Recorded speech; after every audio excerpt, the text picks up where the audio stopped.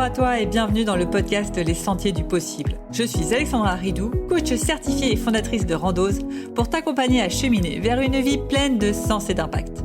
Chaque lundi, je te partage mes réflexions et outils pour t'aider à atteindre les sommets de ton épanouissement. Et les mercredis, je te laisse découvrir une interview inspirante d'invités qui vivent la vie qui leur correspond vraiment. Ah, et j'ai oublié, je t'invite à écouter chaque épisode en marchant. Les neurosciences l'ont démontré, marcher te permet de prendre plus de recul, de développer ta créativité et ainsi prendre les meilleures décisions pour vivre la vie qui te fait vibrer. Hello, je suis ravie de te retrouver pour ce nouvel épisode. Et aujourd'hui, si tu es à ton compte, cet épisode est fait pour toi. On va parler, ou bien plutôt je vais te parler, des 3 choses sur lesquelles tu devrais te concentrer pour trouver tes clients en 2024. Alors déjà, première chose dont j'aimerais te parler, un vrai prérequis avant de chercher tes clients, c'est d'être clair sur ce que tu as à vendre et à qui. Qu'est-ce que ça veut dire ? Une erreur que je vois énormément, surtout chez les coachs, c'est de dire « Ah mais moi je suis coach en développement personnel, je suis coach de vie, je peux régler les problèmes de tout le monde et du coup je m'adresse à tout le monde. » Oui, tu peux régler les problèmes de tout le monde, ça je suis totalement d'accord. Un coach n'a pas besoin d'être expert d'un domaine pour pouvoir coacher. Le principe, c'est bien de poser des questions, pas d'apporter les réponses. Mais d'un point de vue stratégie, tu vas vraiment galérer, désolé de te le dire, à attirer des clients si tu es généraliste. Il y a un exemple que je donne à tout le monde, clairement. Tu arrives dans une ville, tu ne connais pas du tout la ville, et tu as envie de manger une crêpe. Et là, dans la rue, tu as 2 choix. Tu as le premier choix, une crêperie. Deuxième choix, un kebab qui fait kebab, crêpe, burger, sushi. Où est-ce que tu vas aller manger ta crêpe ? Je suis prête à mettre la main à couper que tu vas à la crêperie. Pourquoi ? Parce que tu as envie d'une crêpe, du coup tu vas aller chez le spécialiste de la crêpe. Et bien c'est la même chose. Si ton client il a un problème de confiance en soi, il va préférer aller chez un coach spécialisé de la confiance en soi. Si ton client, son problème, je ne sais pas moi, c'est hypersensible, il va aller chez un coach spécialisé de l'hypersensibilité.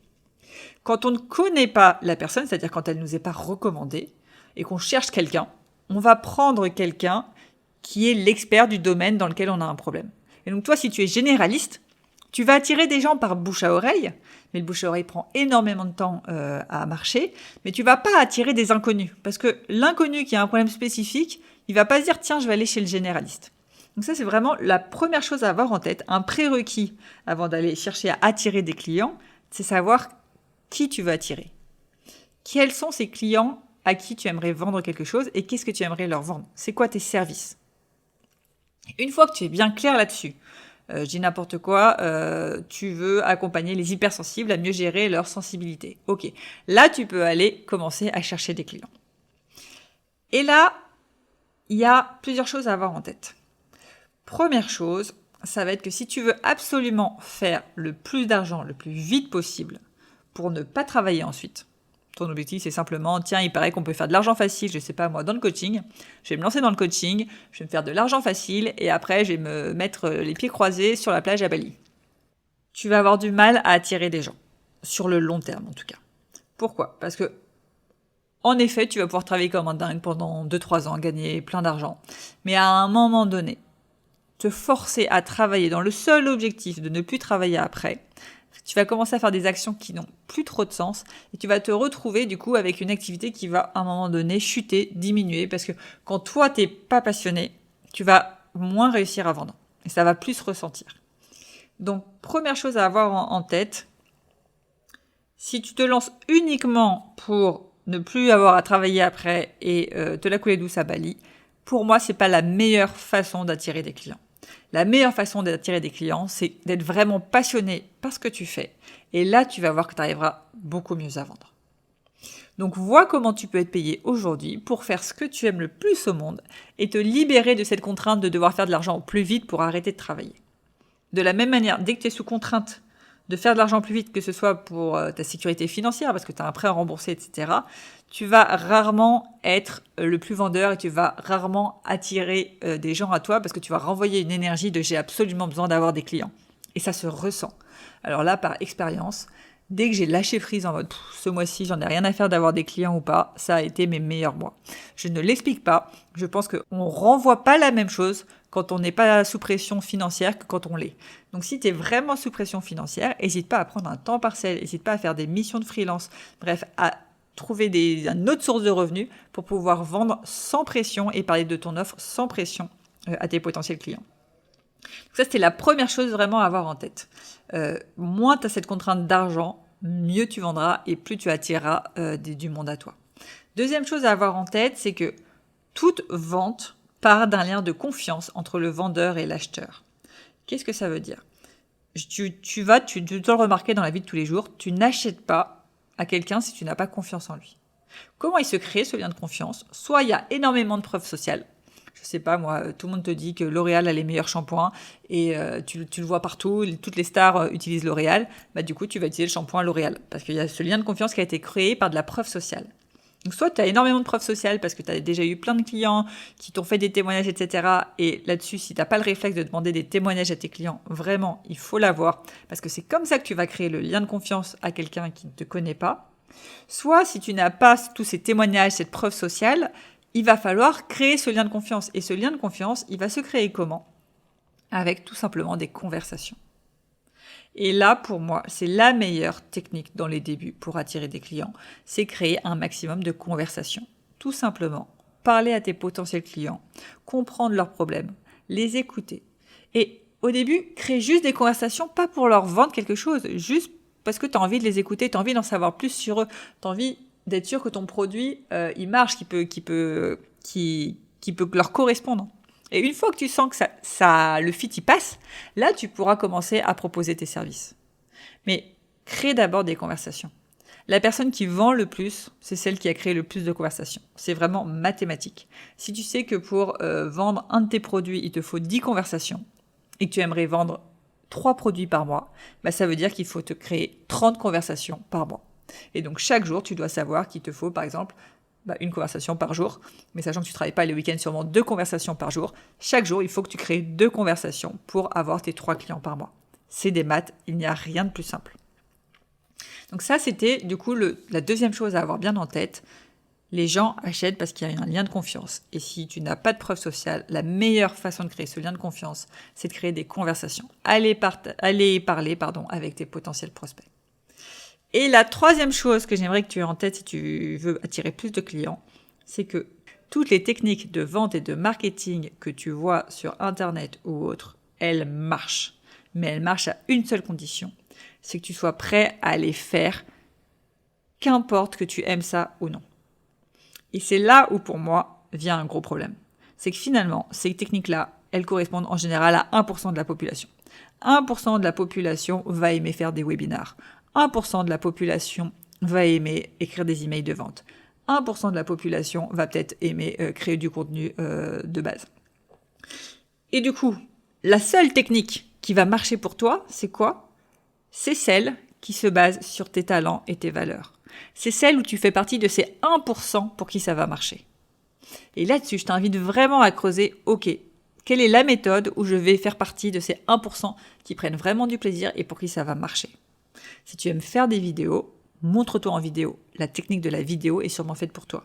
Si tu aimes faire des audios, lance un podcast par exemple. Si tu aimes animer des conférences, fais des lives, fais des conférences, des ateliers en présentiel. Si tu aimes écrire, lance-toi sur LinkedIn et fais une newsletter. Tu aimes le contact physique, fais des salons ou des conférences en présentiel. Bref, fais la communication qui te ressemble pour te faire connaître. C'est vraiment mon meilleur conseil. C'est le meilleur acte de tous les temps. Fais le point sur toi, sur ce que tu aimes et fais la stratégie qui te correspond. Et un dernier point bonus. Si tu n'es pas à l'aise avec la vente, peut-être que pour toi, vendre c'est un gros mot, je veux pas être un vendeur de tapis. Dis-toi qu'en soi, tu ne vends rien. Tu n'es pas là pour pousser. La vente, c'est pas quelque chose, en tout cas ma vision de la vente, ce que j'appelle la vendre avec éthique, ce n'est pas pousser quelqu'un à l'achat. Non. C'est tout simplement, tu proposes tes services pour voir s'il y a un match ou non. C'est simplement ça. Tu vas voir un potentiel client, tiens, tu as tel problème, tu sais quoi, moi j'ai telle solution. Ça te dit qu'on en discute ? Oui, non. Si c'est non, on passe à autre chose. Si c'est oui, ok. Et tu es là juste pour vérifier que ta solution correspond bien au client. Et si ta solution ne correspond pas au client, tu ne lui vends pas, bien évidemment. Tu ne vends que à ceux où tu penses que tu peux vraiment apporter quelque chose. Et quand tu es persuadé que tu peux vraiment transformer la vie de cette personne ou apporter quelque chose avec ton produit à cette personne, tu vas voir que la vente va se faire tout naturellement. Parce que tu ne pousses pas la personne à acheter, tu pousses juste la personne à résoudre son problème. Donc c'est vraiment ça que j'ai envie que tu aies en tête, c'est changer ta vision de la vente pour te dire, en fait, finalement, vendre, c'est simplement proposer mes services. C'est tout. Et après, c'est l'autre qui prend la décision. Et peut-être que ça sera un non, peut-être que ça sera un oui. En vrai, je m'en moque. Si c'est un non, c'est pas grave, ça sera pour une prochaine fois. Et tout comme si c'est un non là, maintenant, ça veut pas dire que ça sera encore un non dans le futur. Et si tu pousses la personne à l'achat et qu'elle te dit non, jamais elle rachètera à l'avenir. Elle n'osera même plus te recontacter. Elle va dire, oh là là, cette personne, elle va me pousser à l'achat encore une fois. Donc, tu n'as vraiment aucun intérêt à pousser à l'achat et tu peux vraiment vendre sans pousser à l'achat. C'est ça que j'ai envie que tu intègres bien aujourd'hui aussi. C'est que si aujourd'hui, je sais pas, tu as 3 personnes sur 5 qui vont te dire non, et que tu dis, mais ça va pas, faut que j'ai plus de gens sur 5 qui me disent non. Non, faut pas que tu aies plus de gens sur 5 qui te disent non, faut pas t'augmenter ce ratio. Ce qu'il faut que tu augmentes, c'est le nombre de conversations. Dans ces cas-là, ça veut peut-être dire qu'il faut que tu aies 3 fois plus d'échanges, au lieu d'essayer de pousser des gens qui ne veulent pas acheter. Donc voilà, c'était vraiment les 3 choses sur lesquelles, pour moi, tu dois te concentrer pour trouver tes clients en 2024. Si je dois te faire un petit résumé, déjà, ça ne sert à rien d'attirer des clients si tu n'es pas clair sur ce que tu peux leur apporter et l'offre que tu peux leur proposer. Si tu veux absolument te faire de l'argent rapide, pareil, c'est pas la meilleure solution pour en tout cas faire de la vente éthique et de la vente qui te correspond. Toute vente passe par un lien de confiance, donc ton objectif vraiment c'est de créer des liens de confiance avec des conversations.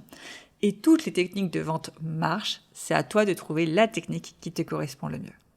Voilà, j'espère que cet épisode t'a plu. Si jamais tu veux que je t'accompagne sur ce chemin, parce que je sais que quand j'en parle, ça a l'air super simple, on se dit bon c'est bon, on va y aller, je vais trouver la méthode qui me correspond et je vais trouver des clients rapidement.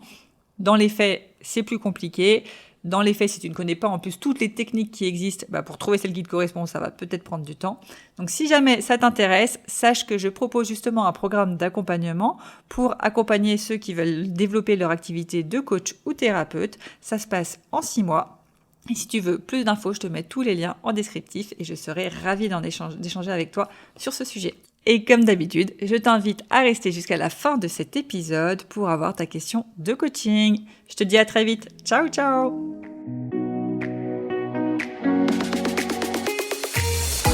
Avant de te plonger dans la question de coaching du jour, pense à rejoindre la plateforme d'exercice en ligne du podcast pour y retrouver les notes d'épisode, les questions de coaching et l'action à réaliser pour cheminer pas à pas vers une vie pleine de sens et d'impact.